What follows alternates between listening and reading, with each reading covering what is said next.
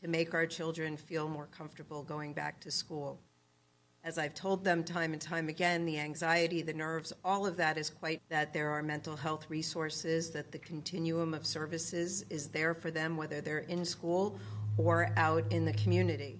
As the Children's Services Council, we don't fund the school district, but we fund a lot of those nonprofits that wrap around the school district. So the school nurses, we partner with the district and with the health department.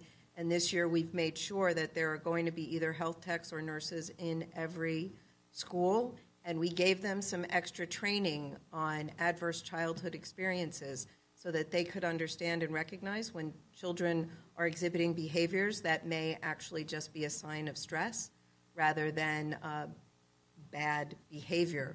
So we're trying to infuse that throughout the school and then wrap around services from community mental health providers. As Mr. Runcie mentioned, we also fund after-school programs where 10,000 elementary school children in low-income schools and those with special needs will be able to go to an after-school program in elementary. There are several programs in middle and high school as well.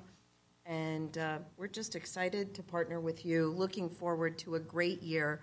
We know it's going to be one, the efforts that you're putting forward are spectacular, and our children are going to thrive this year. I know it.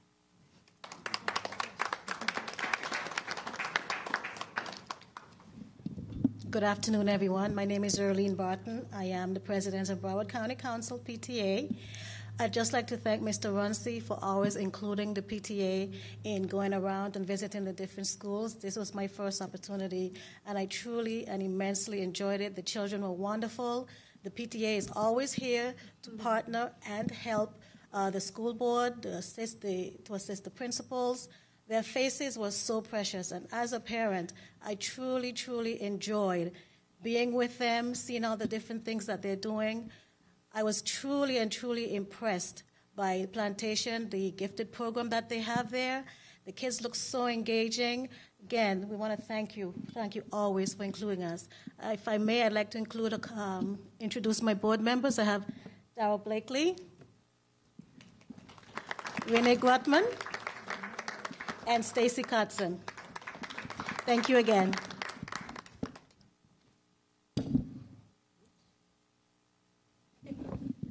Good afternoon. My name is Jeff Watts, and I'm a board member of the Broward Workshop and a proud owner of 2 kids that attend Harbordale Elementary School right down the street. And I can tell you firsthand from my experience this morning, there's a lot of excitement, maybe some red eyes, but kids are excited. And on this first day of school, the business community sincerely wishes every student and educator across the county a safe and productive school year. We clearly acknowledge and take the quality of our education very seriously in the business community. And with that being said, we couldn't be more proud of the leadership team that we have in place, starting with Superintendent Runcie, his entire staff, school principals, our school board.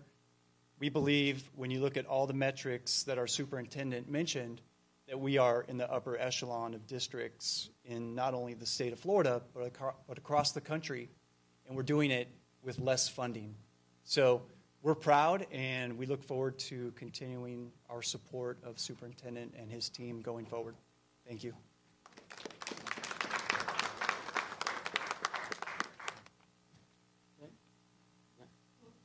The microphone for, for reporters that have questions. We are live streaming, so we want everybody to be able to hear your questions. I'm going to start on this side of the room and just pan over. Any questions over here? Right here. Okay. And you'll just pass. So on the topic of Marjorie Stoneman Douglas High School, could you let us in on enrollment numbers for the freshman class and overall for every grade, as well as any teacher vacancies at the school? So I can give you the total enrollment that we know today, which is around 1 p.m., was 3,354. That's about 25 students less than were enrolled at the start of school last year. Again, that number is 3,354. Another fact around enrollment is that The freshman class, the incoming freshmen, that class is larger than any other class at the school. So, I mean, if that trend continues, the actual enrollment in school may grow even further. I believe that the freshman class is over 800. I don't know the exact number. It's 848. There you go. Teacher vacancies at Stoneman? Stoneman and overall. Okay. At Stoneman Douglas, they have about 154 instructional staff. Includes 17 of them are new, 9 transferred in, and 8 were new hires, which is typical for this time of the school year. I don't believe there are any vacancies that I'm aware of there. But there are vacancies across the system, and I will tell you that the vacancies that we have now are almost exactly equal to the number of vacancies that we had last year. I believe a couple of weeks ago, I don't know what the current number is today, but I know a couple of weeks ago that number was around 171 vacancies, and then last year we had 172 at this time. But I do have some staff here, and I could give you an update on how far we've moved on those numbers. Mr. Craig Nichols, what's our current vacancy number?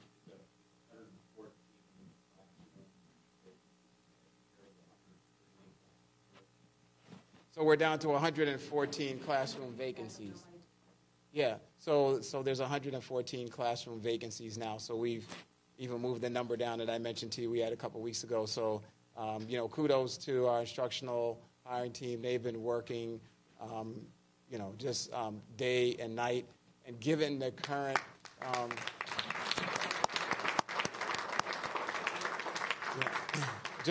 given the current environment in terms of the shortage or the reduction we see in the pipeline of candidates that are coming out of the teaching colleges and preparation program, the work has become much, much harder. So to continue to maintain and reduce the numbers of where we are, I think is a great credit. Next question. Thank you, sir. With respect to school security and the Guardian program, you did say that there is a school resource officer or an armed guardian on each school campus, correct? Correct. And with respect to charter schools, does that stay the same for charter schools as well? I don't know what the status is for charter schools, but again, there was a state law, the Marjory Stoneman Douglas School Safety Act, which requires a school resource officer or an armed guardian on each and every school. We don't track that. Charter schools are outside really the management purview of the district, so I couldn't give you any details on that.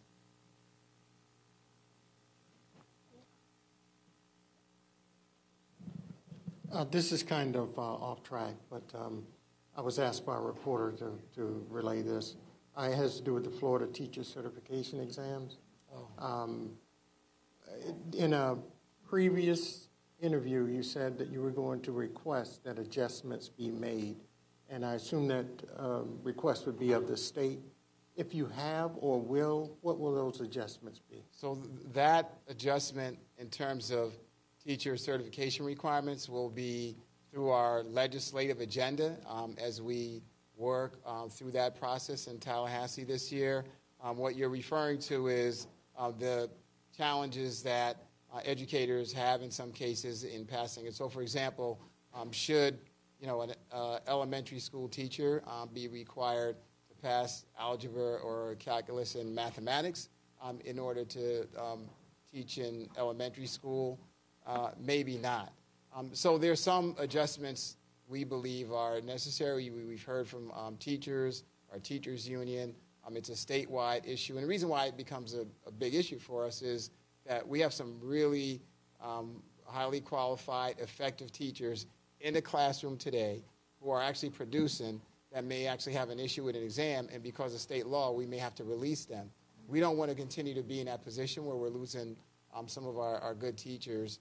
So we need to really take a step back, work with the state, and see if there's any way we can make some adjustments to those requirements without obviously minimizing the quality of the certification process.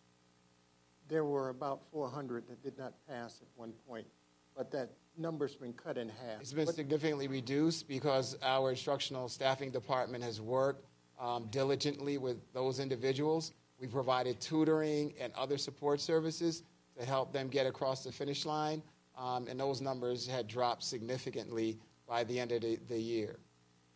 Thank you, sir.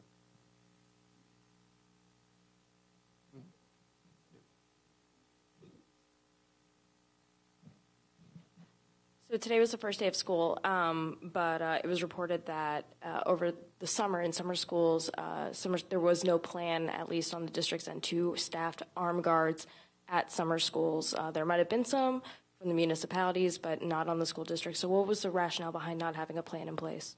The plan we had in place was to have security staff at the school. That's not always an armed guardian, so we had campus monitors, security specialist type staff that we put out to those schools. Our current contracts and arrangements that we have in municipalities are, they're 10-month arrangements. Notwithstanding that, we utilize security staff that we had to provide those to the campuses that were open for those programs. So there was some security staff there, but yes, there were, to my knowledge, we did not deploy armed guardians. We deployed security staff to some programs. We'll look at those as we move forward into this new school year to probably change that as we go forward.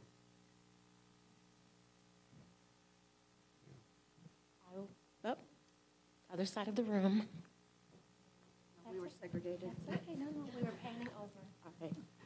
Hi there. Hi. Aside from Fort Lauderdale PD, which other agencies did you reach out to and ask if they could help provide officers as security staff? So the Fort Lauderdale PD. All right. So let me just say that we've known from the early on that there were multiple paths that we would have to take. There are multiple options we'd have to pursue in order to get to a moment on the first day of school, which was a short window of time, where we would have a school resource officer or an armed guardian or some other security staff. Initially, and I still believe that this school board maintains that the best solution is to have an armed law enforcement individual at every school, recognizing that after that decision was made and we got into this process and began to talk with our municipal law enforcement agencies, that they didn't have the capacity. In fact, many of them identified some fairly sizable vacancies that they had. And so I believe I've heard estimates as much as 300 vacancies for law enforcement positions in Broward County alone. So with that said, the school board authorized us to engage in the Armed Guardian Program.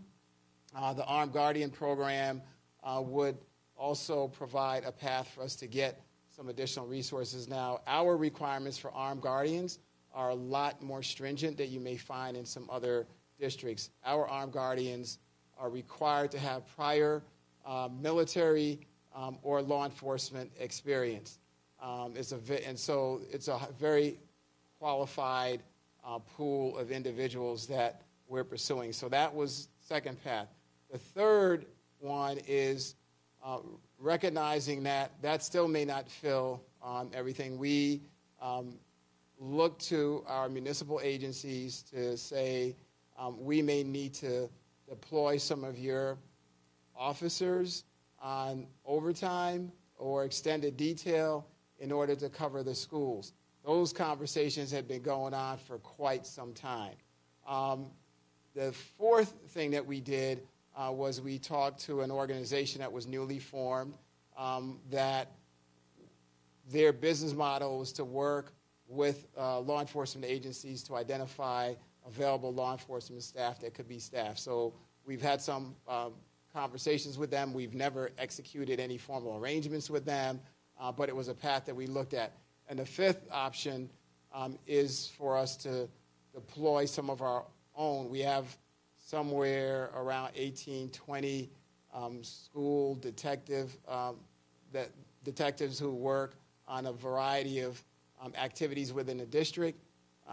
We would deploy some of them as a last resort. It took a combination of basically all of those things to get to the coverage we needed today, recognizing that that's not our long-term solution. In a very short term, it's going to be all hands on deck, exploring every option we have. Going forward, we have armed guardians that are going through training. We can only do a maximum of 30 at a time. It's 132 hours worth of training in the Broward Sheriff's Office, and there's another 12 hours of diversity training as well. Our second cohort of armed guardians started this past Monday. That'll finish sometime in September.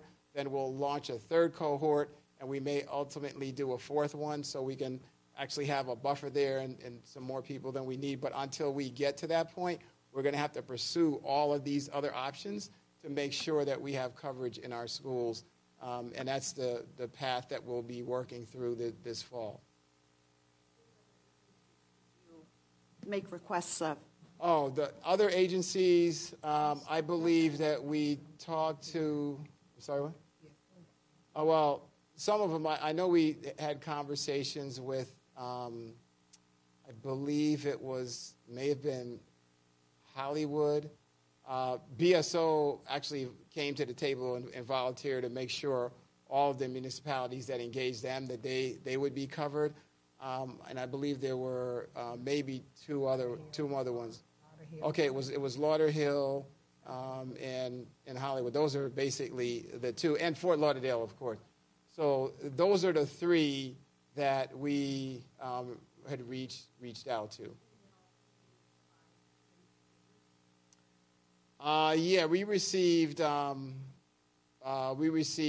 support from all of them, to my knowledge.